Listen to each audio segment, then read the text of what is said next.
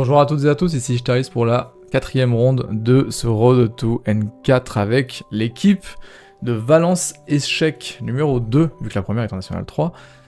Nous sommes en tête de notre groupe et on joue contre Tours de Chartreuse, cette fois-ci l'équipe numéro 1.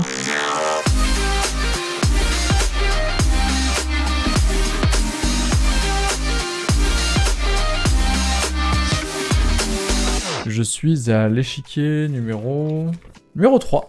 Voilà, donc j'ai 2 personnes devant moi, ça change, voilà. En général, je demande aux joueurs ce qu'ils veulent comme couleur, ils demandent souvent les blancs, donc du coup je me tape souvent les noirs, mais vous savez, si vous me suivez en stream, que c'est pas trop un problème, parce que j'ai des ouvertures assez solides avec les noirs, et mon adversaire du jour s'appelle Mosegui Christian, Christophe Mosegui, qui joue donc du coup à Tours de Chartreuse 1, et qui est actuellement 1665 feed, et à l'époque il était 1669, et moi j'étais 1664, donc juste après ma victoire contre la Brest Yann. On est parti tout de suite pour l'analyse de la game. Alors, c'est un mec qui était sympathique, hein, vraiment bon enfant. Je crois que j'avais déjà vu, mais j'ai jamais joué contre lui. Je crois que c'était Brian qui a joué contre lui, mais bon. Voilà. Donc cette partie va être quelque peu redondante par rapport à la game d'avant, vu que, encore une fois, on me sort E4 et qu'encore une fois, je sors ma française. Mais vous allez voir que cette fois-ci, on va pas partir sur une version d'avance, sur une variante d'avance. On va partir sur la variante classique. Et la variante classique, comme la Tarrache, donc la variante Tarrache, c'est quand on met le cavalier en D2, ok, ce qui a pour avantage de défendre tous les deux E4. Hein. En fait, moi, j'ai pas encore étudié ces lignes, je suis pas encore au fait de tout ce qui se passe dedans, donc moi, je préfère jouer une autre variante qui découle des deux, qui est la Rubinstein. La Rubinstein, du coup, avec pion prend E4, cavalier prend E4 et cavalier D7. Ça, c'est un coup qui est assez important parce que dans les Rubinstein, en général, on ne peut pas de suite sortir l'autre cavalier, ce qu'on aurait envie de faire, parce que sur ceci, on pourrait du coup sortir la dame. Il y aurait du coup fou D3 qui arriverait ici. Oui, fou D3. Et ici, on se développe normalement. Bon, je vous rappelle que ce pion n'est pas prenable, hein, tout simplement parce que on perd la dame. Encore un piège de française, ça. Donc fou D3, on peut continuer, je sais pas, avec fou D6, cavalier F3, cavalier C6. Et ici, boum, on se rend compte en fait que la dame, elle s'est fait griller toutes ses cases de repli. Et qu'elle donc ne peut plus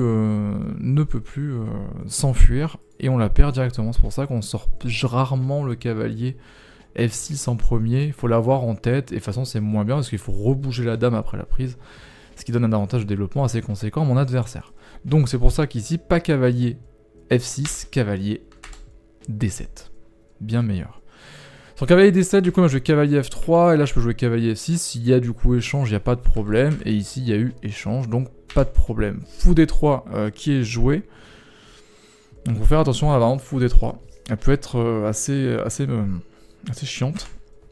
Et le coup caractéristique de la Rubinstein, vraiment le coup qu'il faut retenir, c'est ce C5 qu'on pousse avant de sortir le fou. Comme ça, surprise, on peut sortir le fou et reprendre le pion en même temps, ce qui nous fait gagner un temps. Donc super important à faire.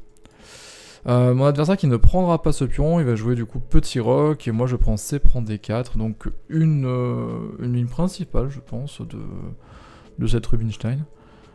Cavalier prend, donc encore une fois, ce cavalier n'est pas prenable, hein, il me tente un piège à con.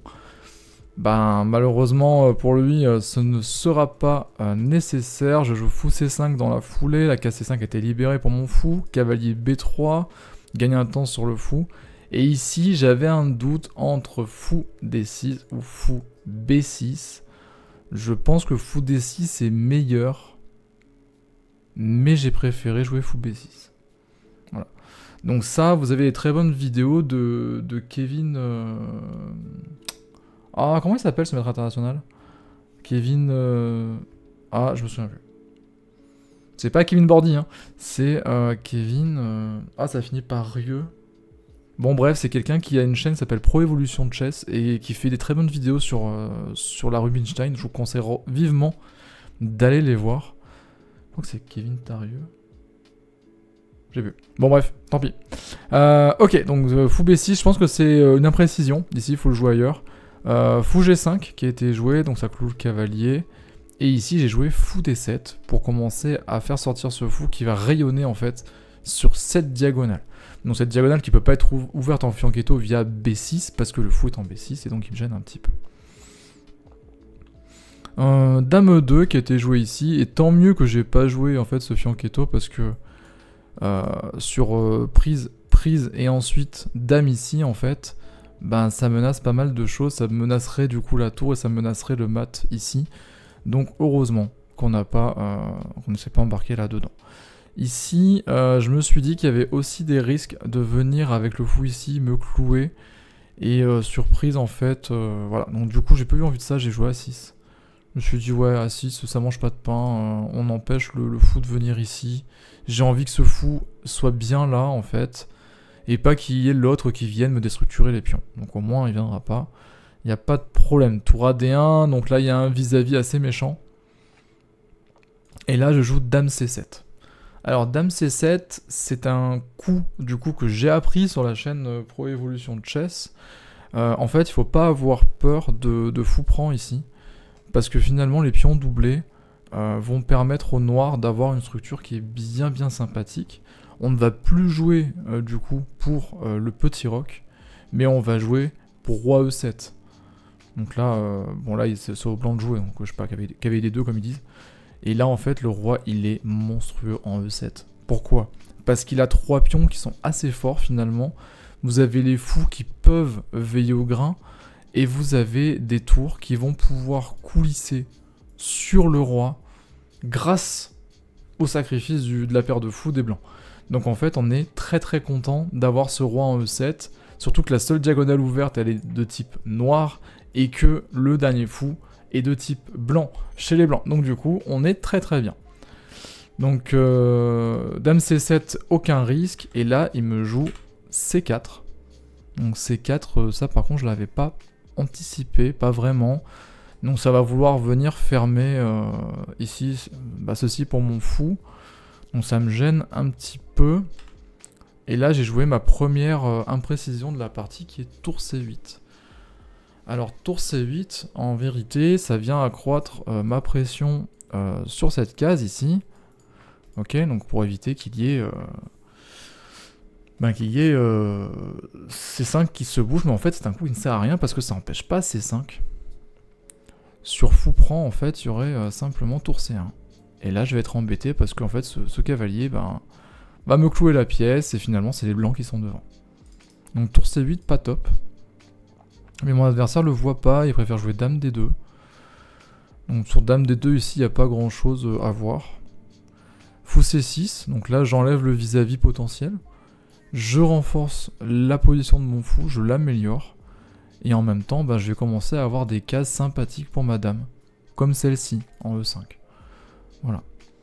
Et là, mon adversaire, après Dame D2, il va me jouer Dame C3.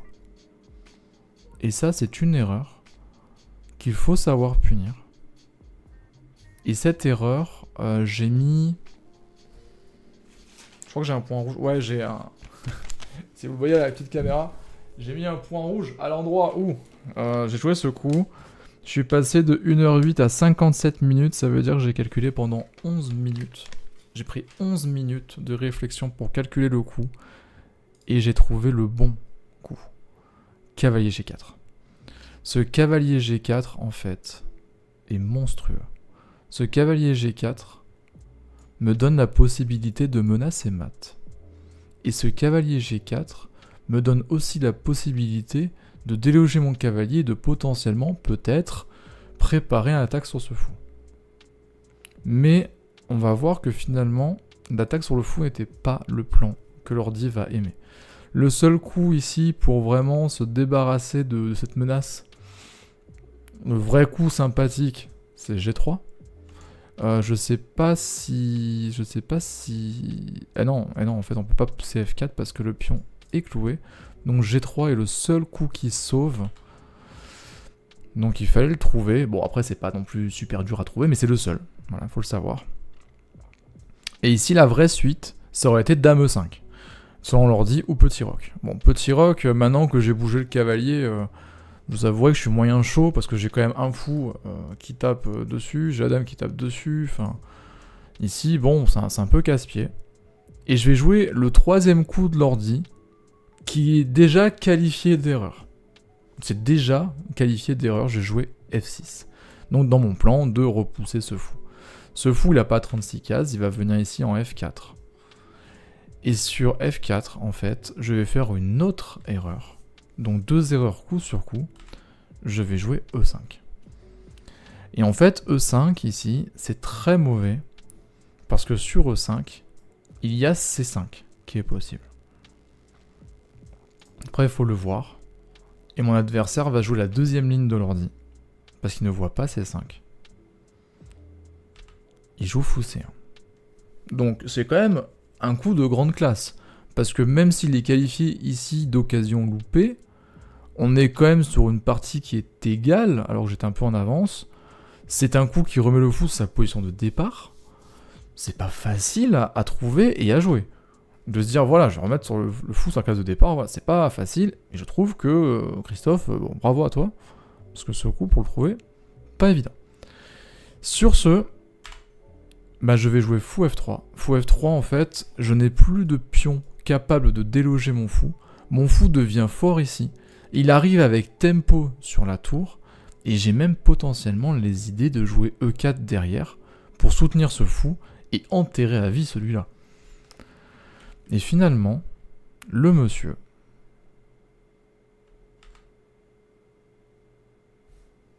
il craque complet. Alors quand je dis il craque complet, c'est que en fait sur ça, je ne vois pas du tout l'idée derrière, à part de venir sanctionner ce fou qui a l'air meilleur que le sien. Voilà, donc là ici, il faut trouver la bonne ligne. La bonne ligne, elle est pas très dure. Voilà. C'est pour ça que c'est pas top. Et finalement, sur Dame prend F3, ben, en vérité, on n'est pas si bien que ça pour les blancs. Les blancs, en fait, ne menacent rien. La dame a du mal à s'infiltrer, et en fait, l'attaque sur ce cavalier, ben, en toute sincérité, elle est nulle à chier. Parce que je vais trouver la bonne ligne. Je vais trouver cavalier prend H2. Cavalier prend H2 est pas si simple à jouer, parce que la dame va empêcher, par exemple, s'il y a dame E2, la dame va empêcher le cavalier de ressortir. Donc c'est quand même un coup qui pèse un peu sur... vous voyez? Là c'est un coup qui pèse un peu. Il va me jouer du coup une contre-attaque, il va me jouer dame D5. Donc dame D5 ici, c'est quelque chose qui... ouais... qui est sympa. Et là, je vais me foirer. C'est ma première gaffe de l'année. Voilà, là j'ai fait une grosse gaffe. J'ai fait une grosse gaffe et j'ai réfléchi à deux coups. J'ai réfléchi ici à E4. Qui est une merde. C'est vraiment une merde. E4. Parce que ça prend sur échec. Et qu'en fait, je n'ai pas de case pour me mettre bien avec mon roi. Je n'ai pas de case. L'idée d'un E4, c'était de libérer la diagonale pour venir directement en fait faire échec, comme ceci, suivi de mat. Bon, c'était pas déconnant comme idée, mais là, c'est pas réalisable. Le deuxième coup auquel j'ai réfléchi, c'est de tout simplement encaisser le matériel. Je me dis, bon, j'encaisse le matos. Ça doit pas être si mauvais. Et je vais prendre. Et quand on regarde la barre s'affole. Ici, il y avait dame E6 qui était très fort. Sur dame E7, dame prend C8.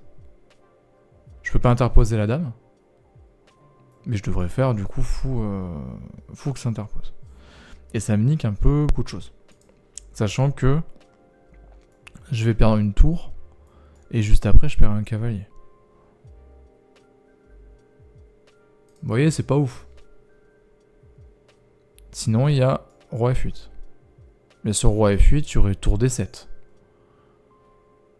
Et je suis obligé de sacrifier la dame. Sur roi F8, tour D7. En fait, si je bouge la dame quelque part, il y a mat derrière.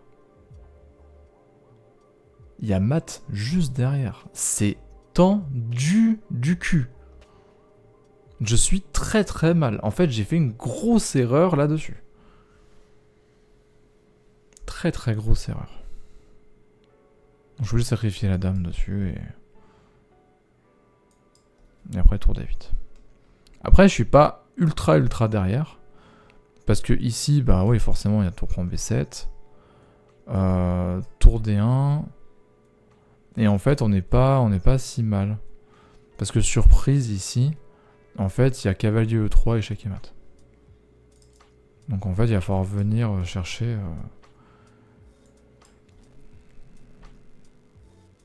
C'est couvert. Hein. Enfin, bref, il y a pas mal de choses à regarder. Donc c'est pas si simple que ça.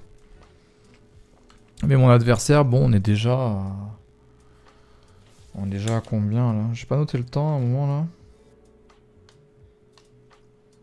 Cavalier prend F1, il lui reste 50 minutes. Enfin, moi il me reste 50 minutes et lui il a 1h04. Donc ça veut dire qu'on est ici à... Ouais, à 1h30 de game. 1h30, 2 heures de game.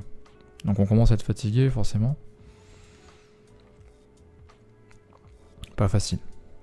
Mon adversaire finalement va récupérer le matériel. Et la frise qui s'envole à nouveau dans l'autre sens. Donc ça c'est les parties de bas niveau. Hein. Vous avez les frises qui partent dans tous les sens. Et en fait je commence à sentir le danger ici. Et j'ai plusieurs coups candidats. J'ai ça pour venir récupérer la dernière tour. Et j'ai ça pour récupérer la dame. Je me dis, je suis à une pièce nette d'avance. Est-ce que je jouerai pas la finale en fait? Et je vais choisir d'échanger les dames. Mais pas comme je l'attendais. C'est-à-dire que moi, je pensais qu'il y aurait eu dame prend C4, tour prend C4. Et lui, il va jouer roi G2. Je me dis, ah bon. Donc ici, bah, je vais encaisser. Tour prend D5. Et là, je joue tour D2. Tour D2, je le trouve très esthétique. Parce qu'en fait, il ne prend pas, il menace, et il menace si le fou il bouge. Donc finalement, en fait, ça paralyse énormément la défense blanche. Et il le sent tout de suite. Il souffle, il va pas bien, et il décide de me filer la dernière tour qui restait. Bien sûr, j'encaisse. Et j'active mon roi. Cavalier C4. Essaie de gagner un temps sur le fou. Mais mon fou, j'ai une très belle case pour lui.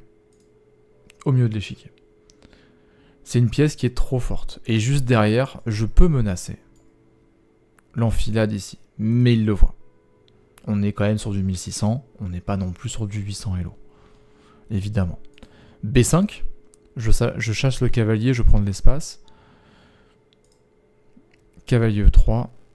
Et ici, ben, je déroule juste ma game en fait. Hein. Ici, maintenant, ben, le cavalier qui était là ne défend plus ce pion. Je prends donc ce pion. Il joue fou B4. Fou B4, je ne sais pas pourquoi. Peut-être menacer F8, mais ma tour veille au grain. Je fais roi E6. Cavalier D1. J'attaque le cavalier. Enfin, il attaque le cavalier. Fou D4, je reviens. Fou C3. Bah, c'est ton dernier fou, frérot. Je prends. Cavalier prend C3. Tour C8. Cavalier E4. Et j'envoie tour C4. Tour C4, c'est très simple. Si vous regardez bien la chose. Tour C4. Ben, toutes ces cases que je pointe ne sont pas accessibles au cavalier. Donc forcément, s'il veut pas le perdre, soit c'est ce pion qui vient, mais à ce moment-là, échec, et je récupère.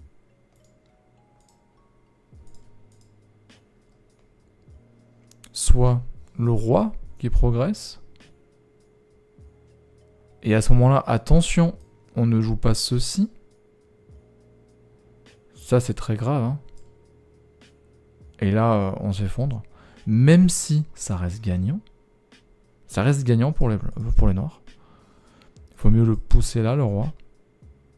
Et à ce moment-là, cette pièce doit reculer. Et là, on vient récupérer ce pion. Voilà. Donc, faut être précis. Mais voilà, mon adversaire, quand il voit tour C4, bon ben, il se doute que ça va pas. Et il abandonne ici. Voilà, là, il arrête la pendule. Il me tend la main. Bon, ce coup n'a jamais existé. Hein. Mon adversaire tend la main et me concède la partie au bout de 3 heures de lutte acharnée. Donc tout ça, là, moi je l'ai joué quasiment tempo à la fin. À partir de Dame C4, j'ai quasiment tout joué tempo et mon adversaire va prendre énormément de temps pour réfléchir. Mais voici ce qu'il fallait y voir. Petit passage en revue pour voir à combien de précision on est. Et ici, on sort une très belle partie, hein, 81, 86. Bon voilà, on aurait pu faire mieux, mais ma première gaffe de l'année qui aurait pu me coûter la partie. Et j'en suis pas très fier. J'en suis pas très fier. Ça aurait pu être un peu plus dramatique comme conséquence. Voilà, j'espère que ça vous aura plu. On est toujours premier du championnat. Et on se dirige vers la ronde 5.